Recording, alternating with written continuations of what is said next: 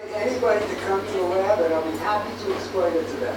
And I would like to take a moment today to thank our exceptional donors that are here this evening, and also to remember one who left us this year. If you were there yesterday, they reminded us of Ralph Halbert, who really was a very, very special man. And I think we should take a moment just to think about what he did and how incredible he was, and the Halbert Center and everything he did for the EBU.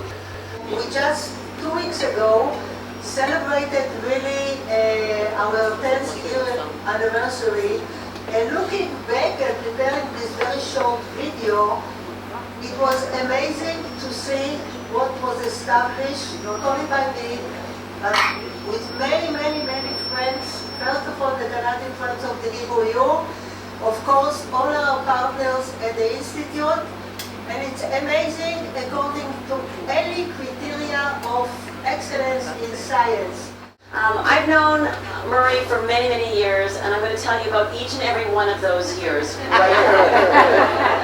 And then I will be thrown off the list. I just want to say thank you, Murray, for being one of the people that got me involved with Hebrew U.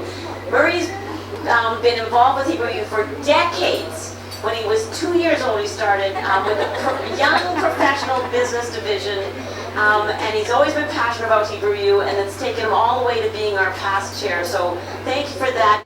He say because a nation that feel the pain of each other is the ultimate symbol that we are family.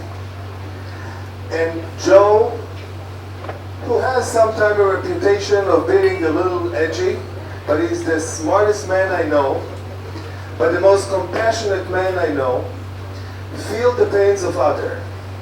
Joe and his brother was donated over $120 million because of the pain of humanity, because of the pains of others. Not only because of the pain of the Jewish people. Joe believed in taking care of all the people of the world, but he wanted to do it as a proud Jew. And he wanted the whole world to know that the son and a Holocaust survivor himself, despite all the things that he went through in his life, he's standing as a proud Jew. Every year I come here, and for very good reason. And one of the major reasons is that I was very involved in helping set up IMRIC, and I got to know the people from the Canadian Friends very well. And I feel an attachment to them. Another reason is that my mother grew up in Canada, and I have affinity to the Canadians, especially because I discovered that, like my mother, Canadians are really wonderful people.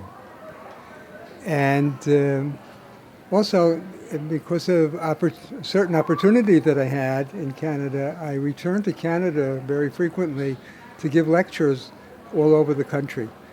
So I really have a very close relationship, and it's always fun to come here and see old faces and old acquaintances. And I wait for it every year. So we are a part of IMRIC, of course, which we are very proud of. IMRIC is supported by Canadians, of course, and we have a grant from ICRF, where the Toronto chapter is a big supporter of the ICRF, Israel Cancer Research Fund. And also we have a scholar here, a student who won one of the scholarship. There are 6 students from the Hebrew University, and we are very proud of her. She had a great paper which is describing a drug development effort, won a lot of interest, and we hope that she will do great with the scholarship provided by you, by the Canadian. I'm receiving a scholarship for my PhD from the Toronto alumni, and today is the award ceremony, and I'm very happy and honored to be here with the biggest people from many departments in the Hebrew University and all the donors, and I can thank them personally. And I just saw a video of 75 years of Canadian Friends of Hebrew University, and it's a great privilege to be a part of this thing. I'm here. I got invitation from the Canadian Friends of the Hebrew U. I've met them in Canada. I've been doing the TEDx talks with the Hebrew and the Canadian Friends of the Hebrew 2 years ago across Canada. So I was in Calgary, Vancouver, Edmonton, and Toronto.